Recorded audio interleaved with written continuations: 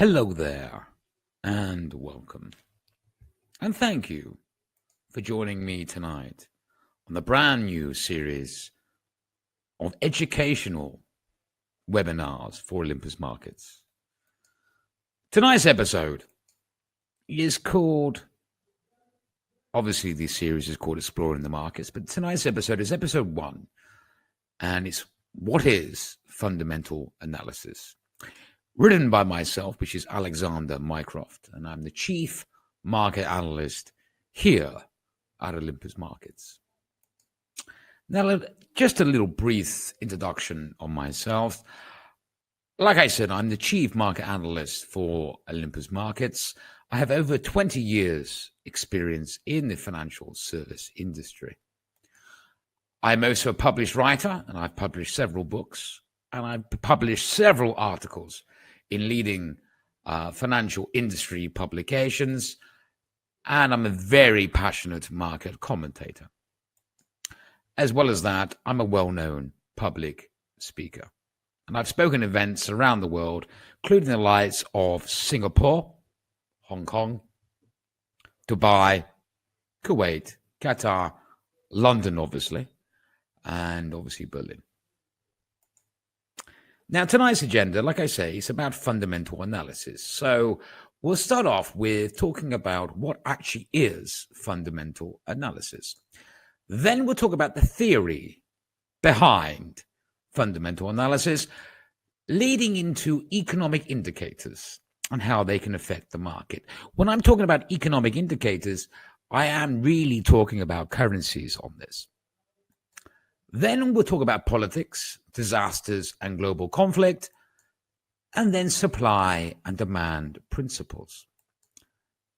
Then I will make suggestions on how to prepare for your trading day, and I'll then list the future educational events coming up in the next couple of weeks. So what is fundamental analysis?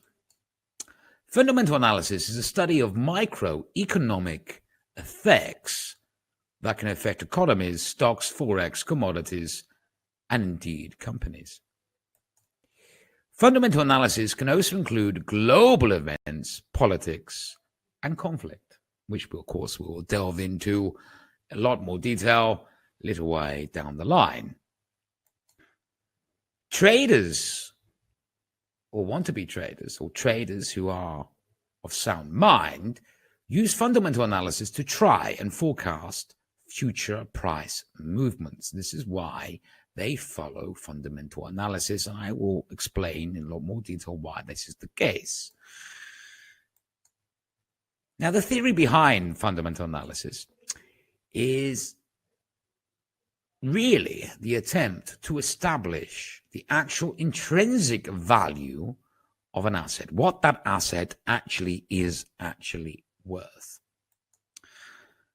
Now, the theory is that by studying economic conditions, industry conditions, supply and demand factors, and like I mentioned, economic indicators, an investor can look at an asset's current price and establish if indeed it's undervalued or overvalued. Again, in reference to economic indicators, I am referring to, of course, currencies. But what are economic indicators? Easy for me to say, economic indicators are statistics that can point to where an economy is heading. There are 3 types of indicators: leading, coincident, and lagging indicators. Leading indicators, for an example, consumer durables, are monitored to try and predict future directions of an economy. Coincident indicators, example, GDP, employment data, are seen as an outcome of economic activities, and lagging indicators, example, consumer price index, unemployment data, occur after an economic event. Now, some examples of these economic indicators include consumer price index, CPI, employment figures, example, the non-farm payroll of the United States, retail sales, industrial production, producer price index, gross domestic product, interest rate decisions. Now, I will focus on a handful of these and highlight why they can potentially move the market and why, if you're trading currencies, why you should focus on these events. Now, here's the big question. What makes one currency stronger than the other? Because let's face it, currencies, euro, British pound, US dollar, they're all made out of the same types of paper. The coins are made out of the same type of metal. Not one is traced with gold, not one is traced with diamonds. But what makes one currency stronger than the other? And this is simple. A strong economy equals a strong currency. Now, if you take the time to read either in Latin or the language on that currency, it is a commitment to pay that debt. So if that commitment from that country's government or treasury is willing to commit and pay that debt, then a stronger the economy, the more likely they are able to pay that debt. So a strong economy equals a stronger currency. And this is why traders look for economic indicators, information and statistics and data coming from these countries to predict how valuable that currency or that asset may be in the immediate future or the long-term future. So, Consumer Price Index, CPI, which can indeed be a major market mover, is released on a monthly basis. It is indeed a percentage. And it actually measures the change in price of a basket of goods and services. And it is, and this is the key factor here, it is a key indicator for measuring inflation. What does that mean, Alexander? Basically, that means the price of how expensive goods are going up or services are going up, how much it will cost the consumer to buy such things. Now, the higher the percentage, the higher the chances of the central bank in question raising interest rates to combat it. The lower the percentage, the lower the chances of the central bank raising interest rates. So the higher the number you have for the CPI, the better it is for the potential currency in question. The lower the percentage, the lower the chances of that central bank in question raising interest rates, so it can actually be negative to the currency. I can give you a live example of this. Since the United Kingdom voted back in 2016 to leave the European Union, the British pound obviously struggled and collapsed against not only the euro, but the US dollar. But the UK is indeed an island and had to import several goods in, which meant it's more expensive because the pound was lower, increased inflation, and the Bank of England had to step in, raise interest rates to make the currency stronger, and that is how traders look for. Retail sales.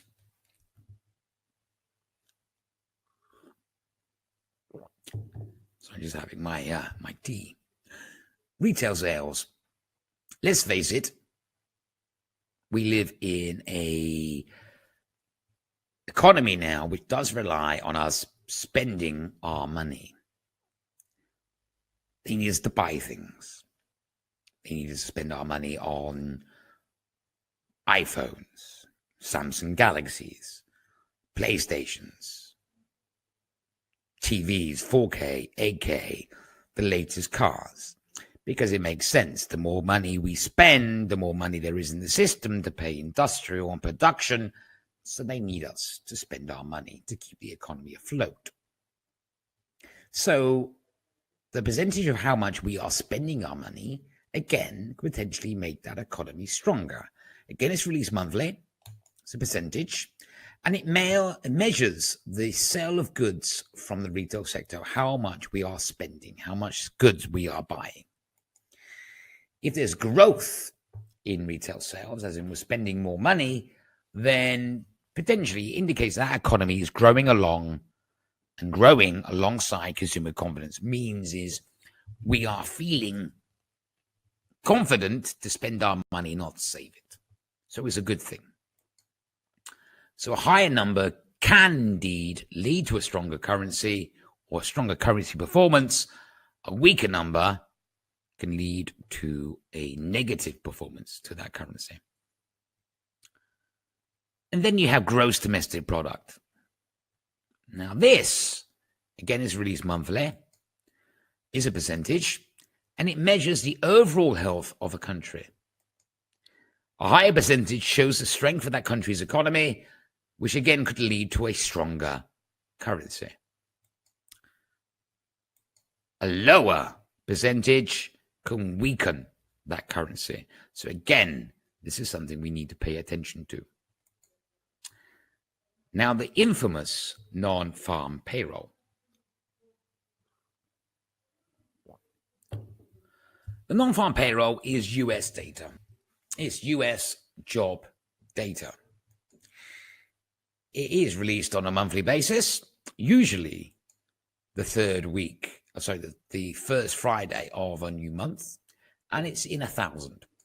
And it measures the total number of new jobs from the previous month, not including farm workers, hence it being called non-farm payroll.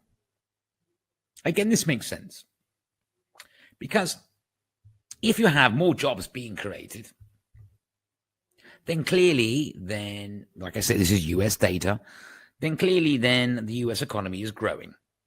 The more jobs being created and being taken is growth. So this can indeed affect the US dollar's value greatly. Now, the stronger the number is, or higher than expected, can indeed lead to dollar strength against the like of the majors, the pound, the euro, gold, indeed, and Japanese yen. However, the lower the number can indeed lead to US dollar weakness because it will then indicate a slowdown in the US economy. And the NFP, this is one thing I will say for those currency traders out there, the NFP can cause extreme volatility. So only those of strong will and strong mind should trade this event. Interest rate decisions. This is another thing we should all follow closely because all these things I've mentioned, CPI, retail sales, and indeed the NFP leads to this. Because if an economy is growing or, on downgrade, it can greatly affect interest rate decisions. Now, again, this comes or happens or occurs around about 8 times a year. It is indeed a percentage. And there's 2 things you should listen out for. First of all, there's tightening. Tightening is when inflation is high and the economy is growing. If this is the case, the central bank in question may then increase interest rates to encourage saving and to attempt to lower inflation. So when things are good, they raise interest rates. When they raise interest rates, that potentially has the power then to strengthen that currency. On the other side of it, if they loosen, they're loosening. They do this when inflation is low and the economy is sluggish. The central bank, that's a type error, central bank in question will then lower interest rates to encourage borrowing and spending. Give you a prime example of this. The financial crisis of 2008 was one of the biggest financial crises we faced.